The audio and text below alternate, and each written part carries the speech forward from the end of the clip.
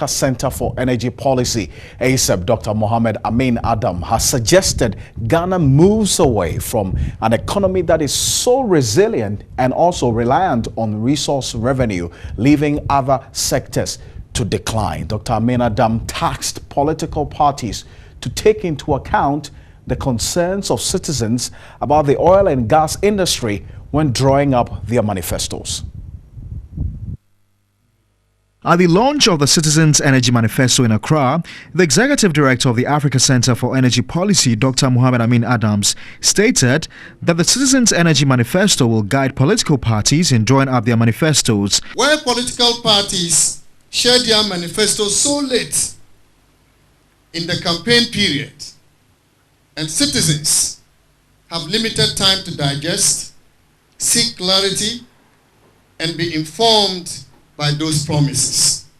To in process, where citizens now inform political party manifesto with their own expectations. According to Dr. Amin Adams, the Citizens Energy Manifesto is important since the energy sector is critical for helping promote strong socio-economic development. The Citizens Energy Manifesto should therefore become the social contract between the next government and citizens of Ghana to ensure that there is a national, strategic, and corporate resolve to manage the energy sector efficiently.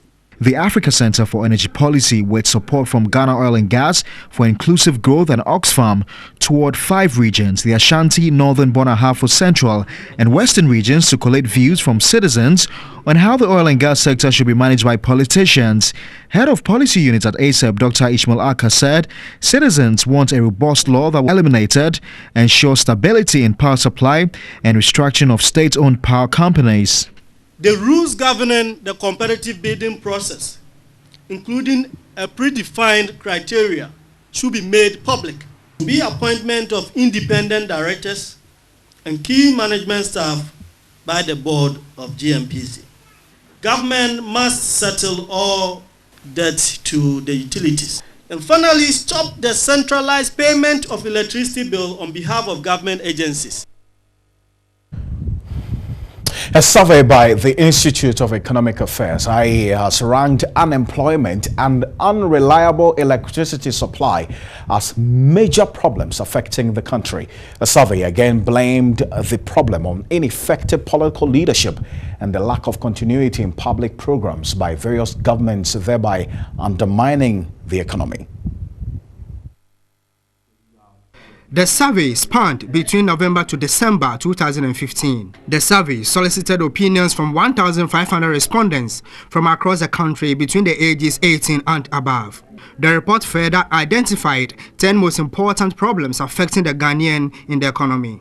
According to the survey, 25.8% of Ghanaians are extremely worried about the unemployment rate in the country. It again ranked poverty with 23.3% as the second most disturbing problem to Ghanaians, while unreliable electricity came third with 16.3%. Corruption came fourth on the survey, recording 9.9%, while high price of goods was fifth with 7.9%. Again, the survey indicated that 27% of females and 24% of males were worried about the unemployment rate in the country. 25% of females and 21% of males complained about the high poverty rates in the country. The over 20-page survey cited 28% of rural dwellers who are disturbed about poverty, while 80% are worried about unemployment in the system. And over the years, the IEA Business Confidence Survey conducted in that of 2014 indicated that businesses were actually collapsing because of energy issues. So you can see how important energy issues are to companies, and also how the well-being of the individual companies and industries affect those who work. A fellow at the IEA, Professor Achu Ayi, charged politicians to be clear on how to address the unemployment rate. But we live in a country where even research is looked at from an esoteric and partisan viewpoint. But if you go to other countries, the Asian tigers, the countries which have the developed countries, the contribution of research to development is key. Other speakers called for strong political will to address economic challenges. Now, the Public Utility Workers Union is of the conviction that the Electricity Company of Ghana can render better services to consumers if given the freedom to manage its own operations. The union has condemned government, blaming management of ECG for the company's inefficiencies since government has failed to pay its debts to the ECG. At the 11th Quadrennial National Delegates Conference in Kumasi, members of PUWU for both the Electricity Company of Ghana and the Ghana Water Company insisted they could serve clients with satisfaction. The union was of the view that there was no need for private sector involvement in the management of ECG if government stops interfering in the company's operations and as well settling all its debts owed the ECG. The General Secretary of PUWU, Kwame Nabonzikwe, said the mismanagement of the water sector in private hands should inform the government against handing over ECG to a foreign or private company. Consumers, through no fault of theirs, have had to suffer serious deficiencies in service delivery. I am bold to say that the challenges militating against efficient and reliable service delivery in the sector are self-inflicted. He noted that the concession arrangement will have negative consequences on the economy.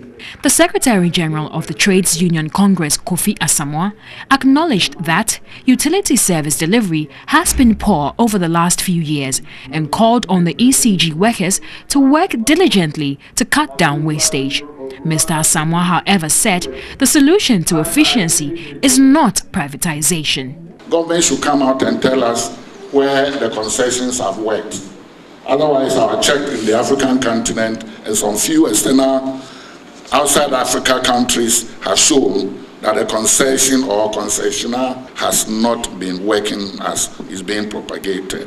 Deputizing the Minister of Employment and Labour Relations, the Ashanti Regional Minister John Alexander Akon assured the workers that their concerns would be considered. The theme of the conference was ensuring an efficient and reliable service delivery in the utility sector, the role of the stakeholders. Well, let's go on to the commodities market now and find out how the commodities have been faring so far as we began the trading today quickly. Now to find out, gold price climbed, as you can see, a little higher, $1,331.76 there. That's the current ounce of gold being traded on the world market as displayed. Now, there's been an upward adjustment with the price of about 0.22% because of what's been happening there, because climbed a little higher because today investors chose security over uncertainty after Britain's vote to leave the EU left a large dent in business confidence. As means gold has risen off almost over 25% for the past 18 months as has been observed. Quickly, let's go on to what's happening with cocoa as well, where a ton of cocoa now being traded at $2,998, even though there's been a decline of 2.282, not so significant because over the past 3 months, cocoa has seen a subsequent increase over the period. Now, cotton also experiencing a decline as was expected, $73.27 there. But for coffee as well, for $146.55 is what coffee is being traded on the world market. And unexpected high levels of rain in coffee producing countries have contributed or continued into June and now July and are disrupting the harvest process by damaging the coffee beans and also drying of the beans on the various farms. So that's what is impacting on the situation with coffee growing nations. But for crude oil now, interestingly, for the past 3 days, it was experiencing some upward increases, but now a barrel of crude oil is being traded at $46.80 there. There's been a decline there today. Events such as the protests over wages that shut the Eastern Libyan oil terminal and forced some suspension of over 100,000 barrels per day is what has contributed to what we're experiencing now with the crude oil on the world market. Subsequently, bring you some more details, but that's it for business this evening.